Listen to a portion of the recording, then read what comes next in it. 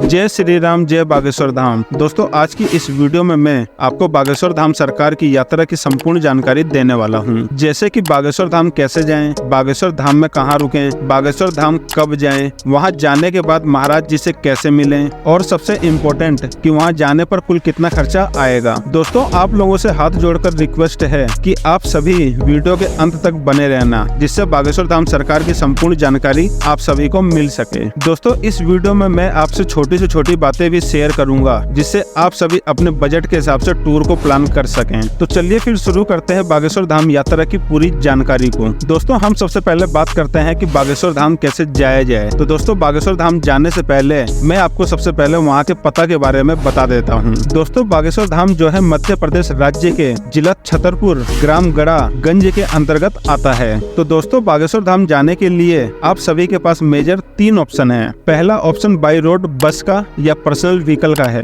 दूसरा और सबसे सस्ता ऑप्शन है बाई ट्रेन का, और तीसरा रूट है फ्लाइट का। फ्लाइट के माध्यम से आप लोग बागेश्वर धाम जा सकते हैं। दोस्तों, अगर आप बाई ट्रेन आते हैं तो उसका नजदीकी रेलवे स्टेशन है खजुराहो, और दूसरा रेलवे स्टेशन है छतरपुर रेलवे स्टेशन, और तीसरा रेलवे स्टेशन है सतना, जो कि आपको लगभग थोड़ा दूर पड़ेगा। मैं आपको पूरे डिटेल में बताऊंगा, बस आपको वीडियो को कंटिन्यू देखते रहना है। दोस्तों, बात करूं अगर खजुराहो रेलवे स्टेशन की, तो खजुराहो एक ऐसा रेलवे स्टेशन है जहां पर देश के लगभग हर शहर से ट्रेन आती है। दोस्तों, खजुराहो रेलवे स्टेशन पहुंचने के बाद बागेश्वर धाम जी की जो दूरी है लगभग 25 किलोमीटर की रह जाती है, और ये 25 किलोमीटर की दूरी तय करने के लिए आपको बड़े ही आसानी से रेलवे स्टेशन के बाहर से ही ऑटो वाले मिल जाएंगे, जो कि आपको बड़ी ही आसानी से 50 रुपए पर पर्सन के हिसाब से बागेश्वर धाम ड्रॉप कर देंगे। अगर आप पर्सनल ऑटो बुक करके जाना चाहते हैं तो उसका किराया यहाँ पर लगभग 400 से 500 तक रहने वाला है। अगर दोस्तों आप लोग बस के थ्रू जाना चाहते हैं तो जा सकते हैं। बस के थ्रू आप जाना चाहते हैं तो सीधा चले जाना होगा आपको गंज टावर। गंज टावर बस से उतरने के बाद बागेश्वर धाम की कुल दूरी लगभग 5 से 6 किलोमीटर दूरी रह जाती है। गंज टावर से बागेश्वर धाम जाने के लिए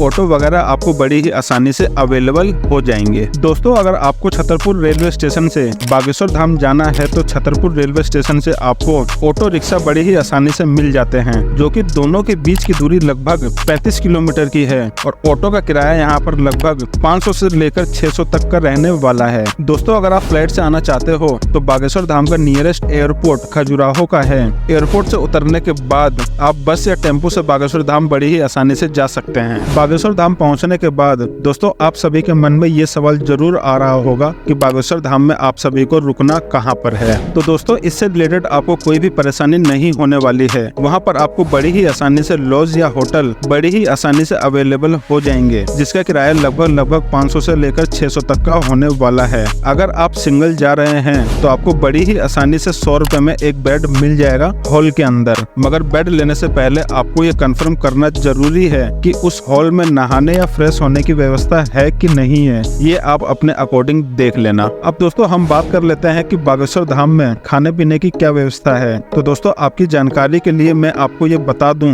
कि वहाँ आपको काफी सारे ढाबे, स्ट्रीट फूड, फास्ट फूड की दुकानें आपको देखने को मिल जाएंगी, जहाँ से आप अपनी पेट पूजा कर सकते हैं। और इससे भी अच्छी बात है कि बागेश्वर धाम सरकार की तरफ से सुबह शाम का भंडारा यहाँ बिल्कुल फ्री किया जाता है। तो दोस्तों, बागेश्वर धाम में आपको खाने पीने से रिलेटेड कोई भी समस्या नहीं होने वाली है। दोस्तों, अब हम ये जानते हैं कि बागेश्वर धाम हम कब जाएं। तो दोस्तों, आपकी जानकारी के लिए मैं आपको बता दूं कि बागेश्वर धाम जाने का कोई भी बढ़िया समय नहीं है। आप किसी भी समय जा सकते हैं, वहाँ हर समय भीड़ आपको एक जैसी देखने को मिलेगी। इसलिए दोस्तों आप अपने अकॉर्डिंग किसी भी समय बागेश्वर धाम जा सकते हैं। लेकिन दोस्तों, जो सबसे अच्छा दिन माना जाता है वो है मंगलवार का या फिर शनिवार का। इस दिन बागेश्वर धाम में पेशी भी होती है, और अगर आप बागेश्वर धाम मंगलवार या शनिवार को जाते हैं तो आपकी पेशी भी काउंट होती है। और इस दिन काफी भीड़ भी होती है। लाखों की संख्या में भक्त यहाँ बालाजी के दर्शन करने आते हैं, इसलिए आप अपने हिसाब से किसी भी दिन दर्शन करने के लिए जा सकते हैं। अगर आपको महाराज धीरेन्द्र शास्त्री जी के दर्शन करने हैं तो जब वह अपने आश्रम पर हो तब आप वहां जा सकते हैं। अब दोस्तों हम बात कर लेते हैं कि बागेश्वर धाम महाराज जी से आपको मुलाकात कैसे करना है। महाराज जी से मुलाकात करने के लिए सबसे पहले आपको टोकन लेना होगा। बिना टोकन के महाराज जी किसी भी भक्त से मुलाकात नहीं करते हैं। आप उनको दूर से ही देखकर गुरु जी के दर्शन कर सकते हो, मगर उनसे मिलकर आप अपना पर्चा नहीं बनवा सकते। उनसे मिलने के लिए आपको टोकन लेना ही पड़ेगा। हाँ, अगर मैं टोकन की बात करूं तो हर 2 महीने में टोकन बांटे जाते हैं। जिसमें दिन और तारीख लिखी होती है, उसी के अकॉर्डिंग महाराज जी आपसे मिलकर आपका पर्चा बनाएंगे और आपकी समस्या का समाधान भी करेंगे। और हाँ दोस्तों, गुरु जी से मिलने का एक और रास्ता है और वो है दिव्य दरबार। जी हाँ दोस्तों, दिव्य दरबार में बिना टोकन नंबर के वे लोगों से मिलकर उनका पर्चा बनाते हैं। आई होप दोस्तों आपके सारे डाउट इस वीडियो को देखने के बाद खत्म हो गए होंगे। सबसे इम्पोर्टेंट बात कि बागेश्वर धाम जाने के लिए कुल कितना खर्चा आएगा। दोस्तों इस वीडियो में मैंने सारे खर्चे को डिटेल में बता दिया है और आप उससे भी एक अनुमान ले सकते हैं कि आपका कुल खर्चा एक आदमी का लगभग 1000 से 1200 तक का रहने वाला है। मैं उम्मीद करता हूं कि दोस्तों आपके सारे डाउट क्लियर हो गए होंगे। अगर फिर भी आपका कोई सवाल हो तो मुझे कमेंट करके आप जरूर पूछ सकते हैं। मैं आपके सभी सवालों के जवाब जरूर दूंगा। धन्यवाद दोस्तों, जय हिंद।